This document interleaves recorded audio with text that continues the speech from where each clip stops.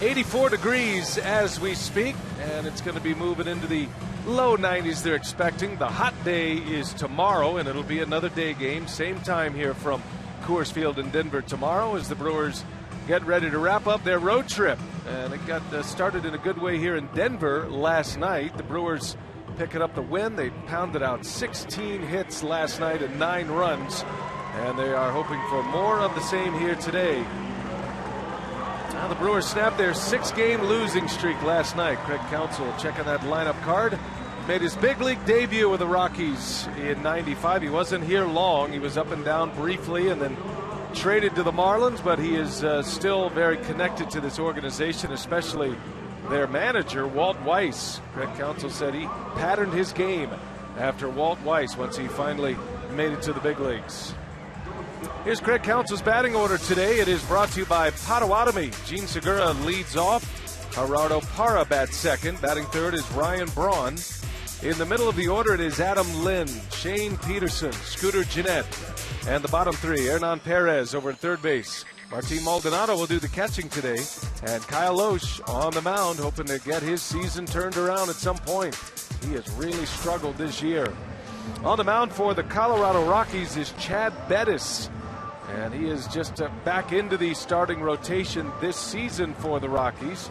And Rock, he's a guy that's going along pretty well for Colorado right now, one of the few. Yeah, well, he had a great month of May. I mean, May was a good month for him, 2-0 at 296 earned run average. And anytime you have an ERA under 3 and you pitch a lot here at Coors Field, that's pretty good. That was 4 starts in May.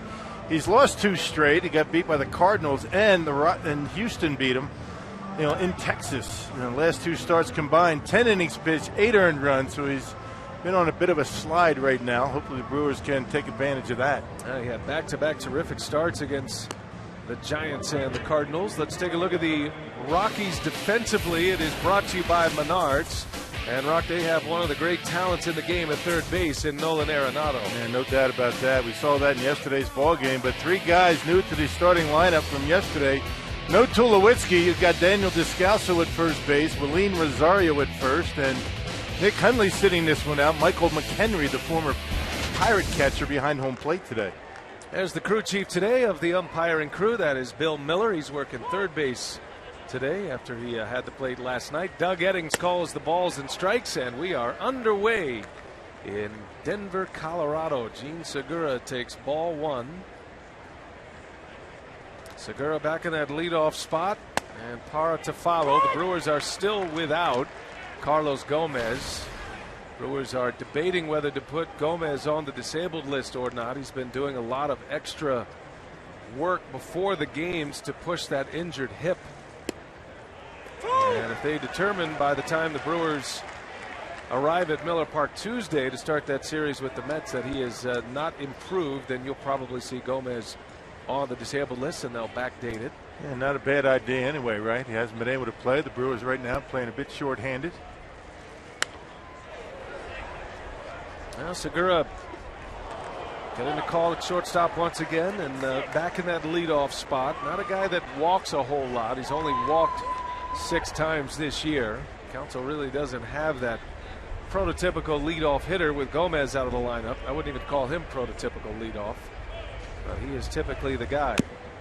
Yeah, what is anymore, really? I mean, gone are the days where you have your leadoff hitter with a 375 or better on base percentage. You just don't see that anymore. Well, Segura can get on base, he shoots the ball all over the field, and he can run. And the way he swings the bat is usually indicative of how the Brewers go as a team. In wins, Segura has a batting average over 300. Matter of fact, he's hitting 309 in Brewer wins this season. In losses, he's hitting just 250. He can be a real igniter in that Brewers lineup. How about those numbers at Coors Field? He had a 2-homer game here last year.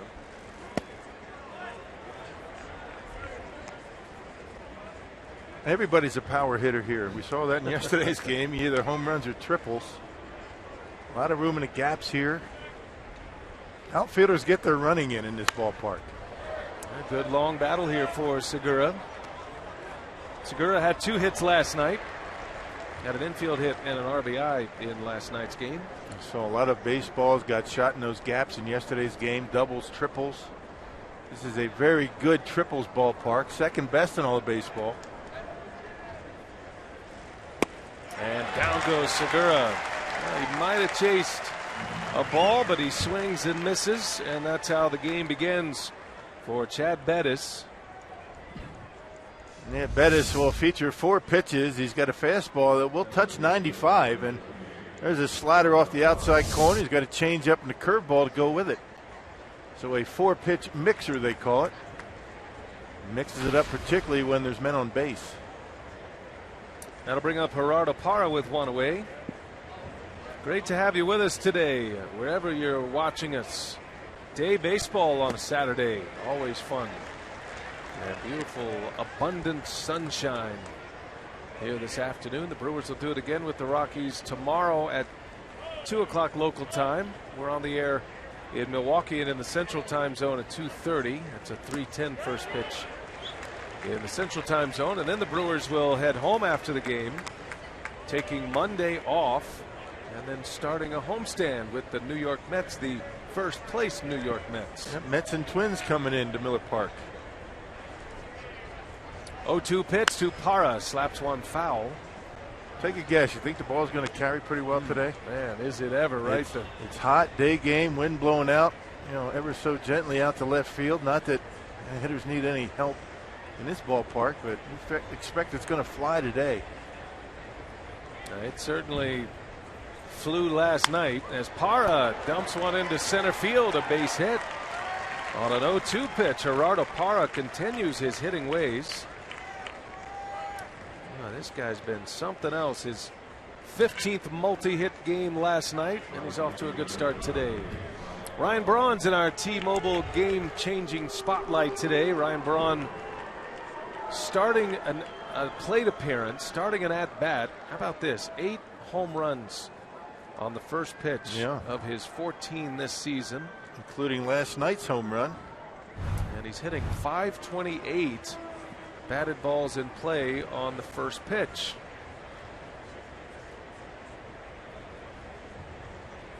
So let's see if he's gunning away here. He is, and he sends one high in the air. Coming in, the center fielder Blackman. And Braun is retired on that first pitch this time. Yeah, nothing wrong with swinging at the first pitch. I mean, you could be about as selective as you want to be on the first pitch. So no surprise, you swing at the first pitch, you're going to get a good pitch that you like, and you're going to hit it hard somewhere. The deeper you get into the count, the less selective you can be. 2 away for Adam Lind. The former Blue Jay had the day off yesterday with the left-handed starter De La Rosa on the mound. And no pinch hit appearance for Lind yesterday. Had the full day off. 6 for 10.